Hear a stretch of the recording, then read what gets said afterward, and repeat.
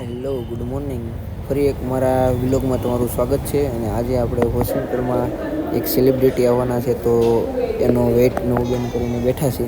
હવે બેન વેઇટ કરે છે કે ક્યારે આવશે અને હું ક્યારે બોક્સિંગ ને એવું રમીશ ને બધું. તો એ લોકોના જે ટીમ મેમ્બર છે એ બધા આવી ગયા છે.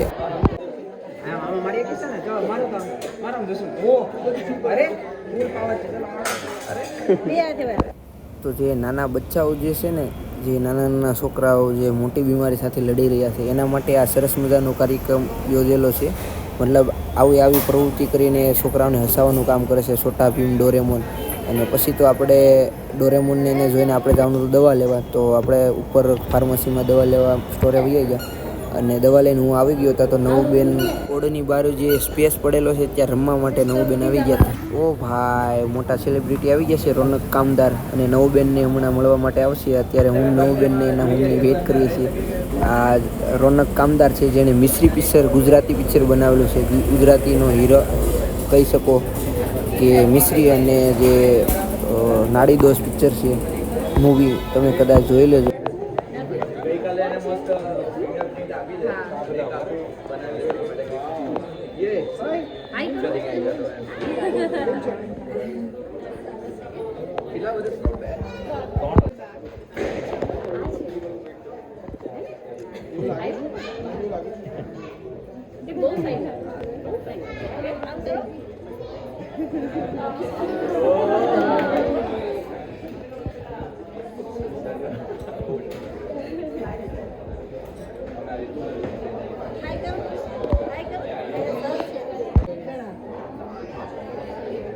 નવિયાબેનને બહુ મજા આવી અને રોનક સરને પણ બહુ આનંદ આવ્યો નવુંને મળીને.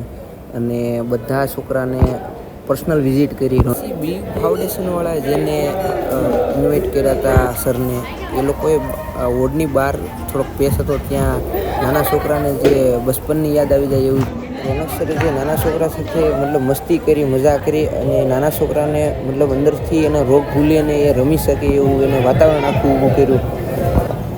એના પેરેન્ટ્સ, બાળકો અને બધાને મજા આવી. જે ડૉક્ટર બધા હતા, આખી હોસ્પિટલના ડૉક્ટર બધા ત્યાં હાજરમાં હતા. અને બધા સિસ્ટર, નર્સ, જે આ બિલીફ ફાઉન્ડેશન, મતલબ બધા બાળકોને મજા આવી. આ 2Aના વોર્ડને એટલો આનંદ આવ્યો કે બધા બાળકોને મજા આવી. Thank you, bye bye. ફરી એક નવા લોગમાં મળીશું. ત્યાં સુધી બધાને જય માતા.